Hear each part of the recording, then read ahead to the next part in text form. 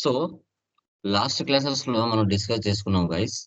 Inventory management ఎలా చేయాలి? Tally prime 6.0లో inventory management ఏ విధంగా చేయాలి? ఇన్వెంటరీ అంటే బయింగ్ అండ్ సెల్లింగ్. పర్చేజ్ అంటే ఇన్వర్డ్స్, సేల్స్ అంటే అవుట్‌వర్డ్స్. సో, పర్చేజ్ చేసిన దాన్ని సేల్ చేయంగా మన దగ్గర క్లోజింగ్ బ్యాలెన్స్ ఎంత ఉంది అని ఎలా చెక్ చేసుకోవాలి? ఓకే. ఇవన్నీ కూడా లాస్ట్ క్లాసెస్‌లో మనం డిస్కస్ చేసాం. సర్వీస్‌కి, ఇన్వెంటరీకి డిఫరెన్స్ ఏంటంటే, సర్వీస్‌లో ప్రాఫిట్ లిమిటెడ్‌గా ఉంటుంది. ఇన్వెంటరీలో ప్రాఫిట్ ఎక్కువగా ఉంటుంది అని చెప్పాం. సో, ఇక్కడ పర్చేజ్, సేల్స్, ఇన్వాయిస్ ఫార్మాట్‌లు మారుతాయి. మామూలుగా సర్వీస్‌లో ఉన్నప్పుడు డెబిట్, క్రెడిట్ వస్తుంది. ఇన్వెంటరీలోకొచ్చిన తర్వాత క్వాంటిటీ, రేట్, అమౌంట్ వస్తుంది. సేల్స్‌లో గాని, పర్చేజ్‌లో గాని. ఓకే. ఈరోజొచ్చేసి ఓపెనింగ్ బ్యాలెన్స్. ఓపెనింగ్ బ్యాలెన్స్ ఎలా ఎంటర్ చేసుకోవాలి?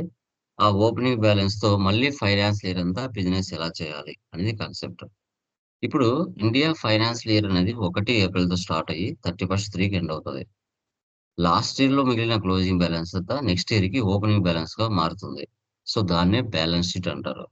మనకిక్కడ 1,88,600 ఉంది.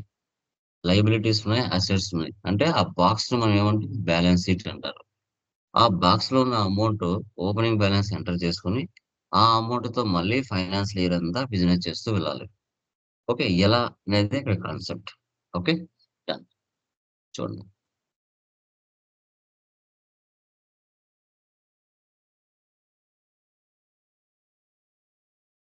టాలీ ప్రైమ్ 6.0 ఓపెన్ చేయండి. బీటా వర్షన్ నేను గ్రూప్‌లో వేస్తాను. డౌన్‌లోడ్ చేసుకోండి. డౌన్‌లోడ్ చేసి ఇన్‌స్టాలేషన్ చేసుకోండి. ఇంక పూర్తిగా రిలీజ్ అవ్వలేదు. Create company.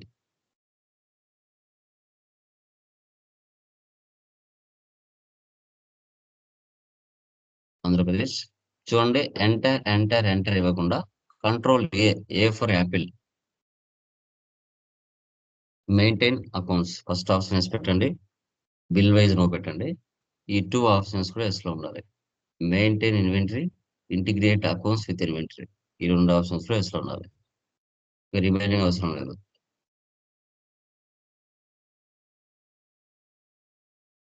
Accept or no, save. Okay. So, ఇప్పుడు క్రియేట్‌లోకి వెళ్దాం. లెడ్జర్స్‌లోకి వెళ్దాం. ఓపెనింగ్ బ్యాలెన్స్ ఐటెమ్స్‌లో గాని, లెడ్జర్స్‌లో గాని ఎలా ఎంటర్ చేయాలి అనేది ఇక్కడ main. Capital, capital account amount ఎంతండి? 1,00,000 కింద చూడండి. ఇక డెబిటా, క్రెడిటా అనేది ఆటోమేటిక్‌గా తీసేసుకుంటది. మీరు ఏమి ఇవ్వాల్సిన అవసరం లేదు. సాఫ్ట్‌వేరే డిఫాల్ట్‌గా తీసుకుంటది.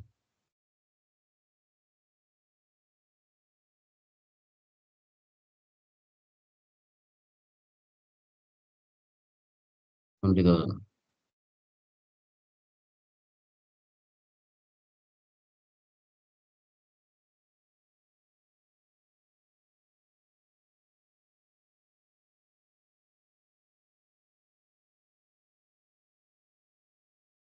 Close unlike entry.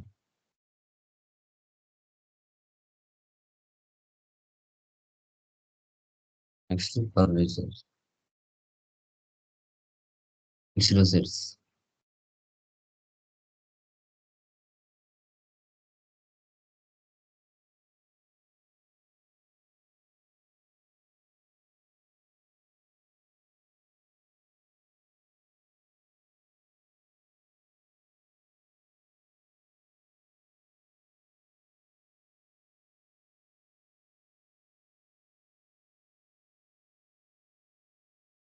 Sunday డెబ్టార్స్.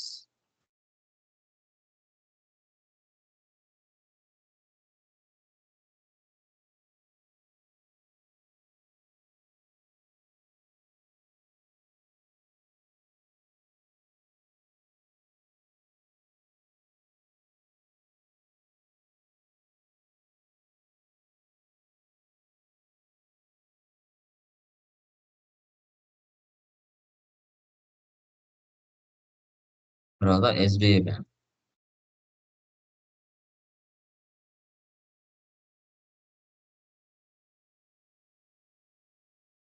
20,000.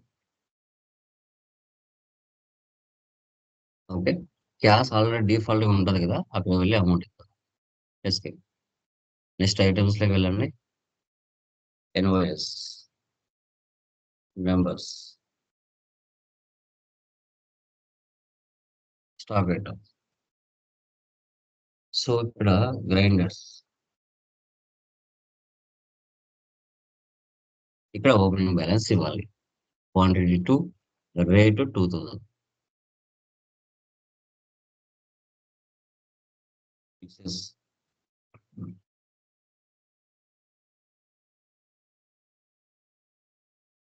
1500.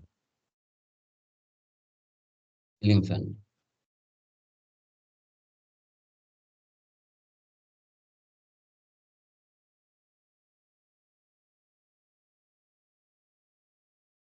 Table fan.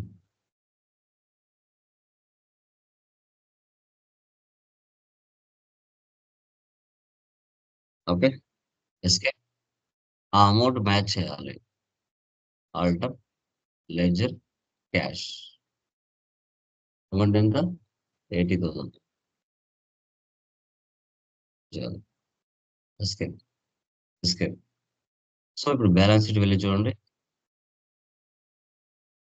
1,88,600 వచ్చింది. Okay. Liabilities and assets. Left side, right side అనాలి. డెబిట్ సైడ్, క్రెడిట్ సైడ్ అని అనకూడదు బ్యాలెన్స్ షీట్‌ని. అంటే ఇక్కడ మిగిలిన అమౌంట్ ఏదైతే ఉందో, ఈ అమౌంట్‌తో మళ్ళీ ఫైనాన్షియల్ ఇయర్ అంతా బిజినెస్ చేయడం. ఓకే. అది కాన్సెప్ట్. ప్రాఫిట్ అండ్ లాస్ అయితే మీరు డెబిట్ సైడ్, క్రెడిట్ సైడ్ అనొచ్చు. కానీ దీన్ని అనకూడదు. ఓకే. సో, పర్చేజ్‌లోకి వెళ్ళండి. డేట్ మార్చండి. 1/5 ఇయర్ అవసరం లేదు. మంత్ డేట్ ఇవ్వండి చాలు. సో, ఇక్కడొచ్చేసి ప్రకాష్. ఇప్పుడు ఏవైతే లెడ్జెస్ మనం క్రియేషన్ చేయలేదో, ఆన్ ద స్పాట్ ఎలా క్రియేషన్ చేయాలి? Alt C, C for cat లేదంటే క్రియేట్. పర్చేజ్,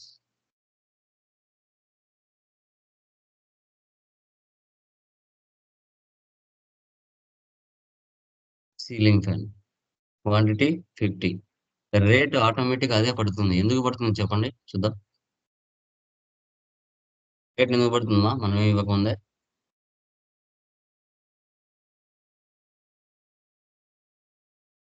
చెప్పండి.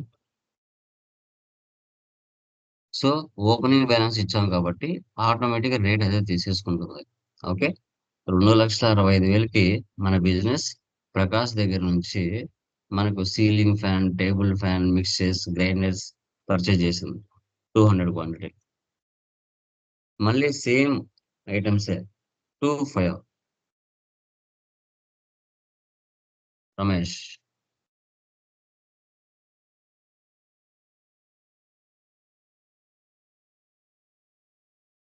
Ceiling fan, table fan,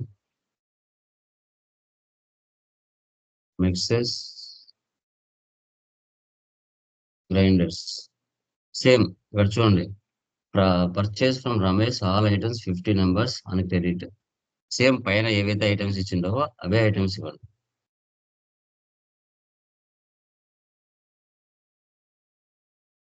okay. తర్వాత నెక్స్ట్ సేల్స్ F8 రేట్ తీసుకోండి. 16. సో రామన్‌కో.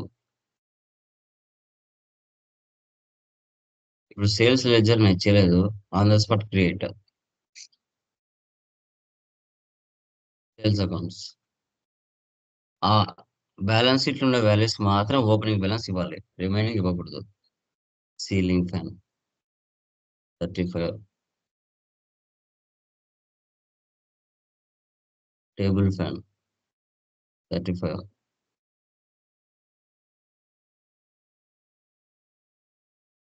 మిక్సెస్ 35. గ్రైండర్స్ 35. 2,45,000కి మన బిజినెస్ సేల్ చేసింది. ఎవరికి? రామన్‌కోకి. సో తర్వాత టాక్స్ 4% వేశారు. సో, ఈ అమౌంట్ పైనుంటే అది ఐటెమ్ స్పేస్. అమౌంట్ కిందకొస్తే అది లెడ్జర్ స్పేస్. ఇక్కడ టాక్స్ ఇవ్వాలి. ఇది లెడ్జర్ స్పేస్. ఇప్పుడు నేను కొత్తగా క్రియేట్ చేయాలి. Alt C taxes, duties and taxes, others ఇలా 4% ఇవ్వాలి. అమౌంట్ ఇస్తే లాస్ట్‌లో ఇవ్వాలి. పర్సెంటేజ్ ఇస్తే ఇక్కడ ఇవ్వాలి. సో, 2,40,000కి 4% టాక్స్ ఎంత పడింది?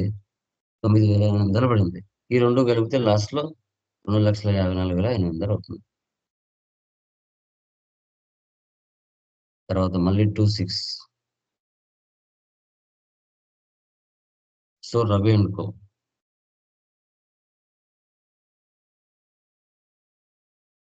Ceiling fan,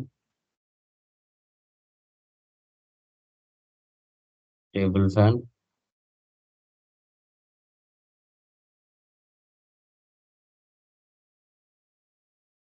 grinders,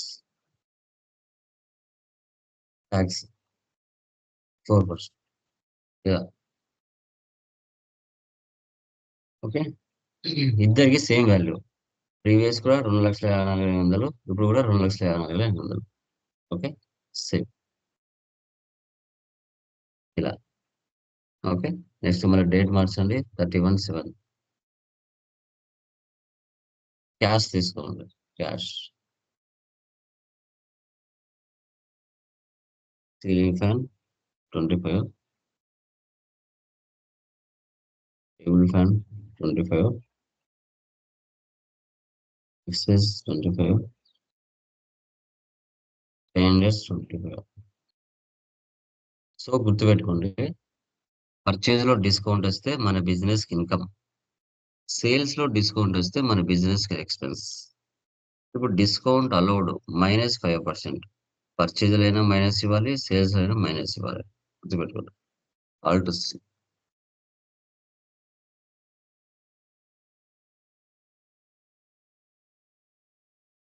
indirect expenses. 1,75,000 మీద -5% టాక్స్ ఎంత? రూ. 8,250 తగ్గింది. చూడండి ఇక్కడ 1,66,250. దీని మీద మళ్ళీ టాక్స్ 4% మళ్ళీ యాడ్ అవుతది. 7,000 యాడ్ అయింది. మళ్ళీ 1,73,250.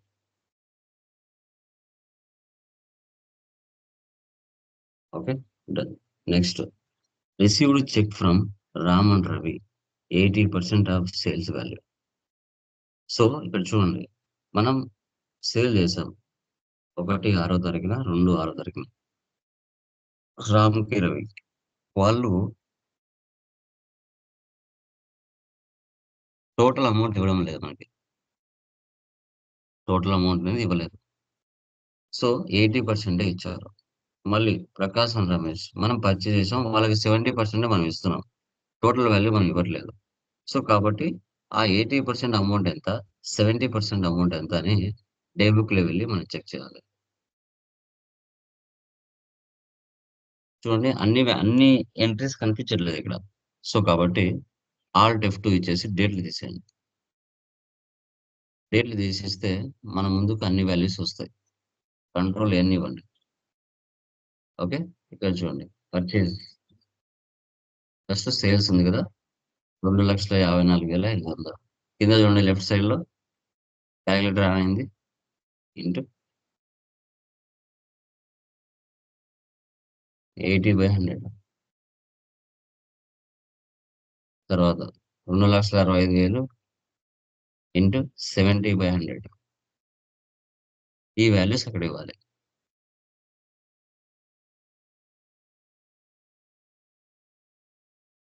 రిసిప్ట్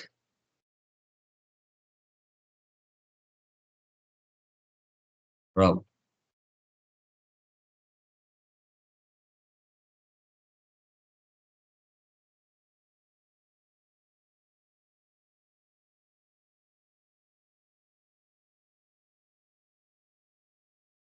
ఇలా తీసుకోవాలి.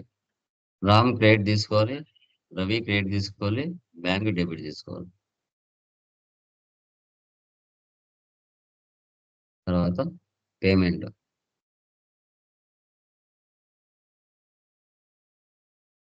ప్రకాష్ 70%.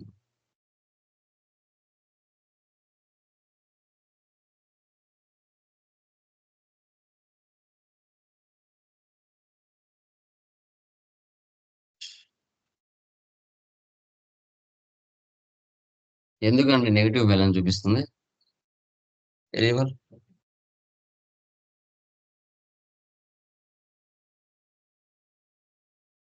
నెగెటివ్ బ్యాలెన్స్ ఎందుకు చూపిస్తుంది చెప్పండి? నెగెటివ్ బ్యాలెన్స్ ఎందుకు చూపిస్తుంది? చెప్పండి. నెగెటివ్ బ్యాలెన్స్ ఎందుకు చూపిస్తుంది?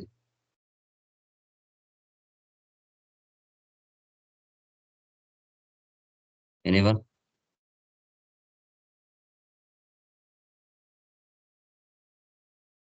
No idea?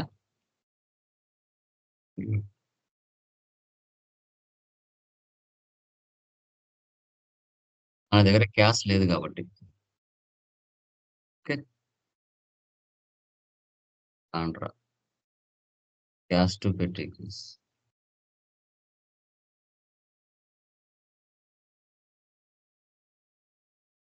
Cash payment. Alt C. చూడండి అన్ని ఆన్ ద స్పాట్ చేస్తున్నాను. Salaries, direct expenses. మళ్ళీ అన్ని డెబిట్ చేస్తున్నాను. Alt C. Wages, direct expenses,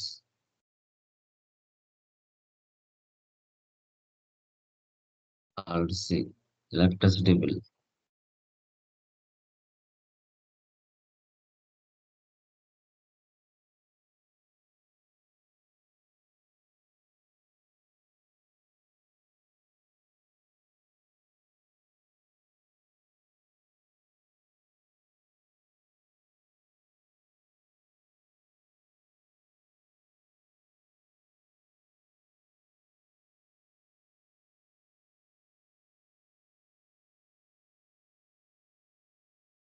carriage of course.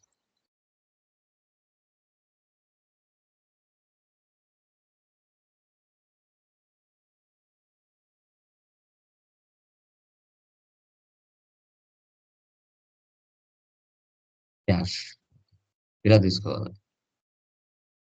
అన్ని డెబిట్ చేసి క్యాష్ క్రెడిట్ చేయాలి.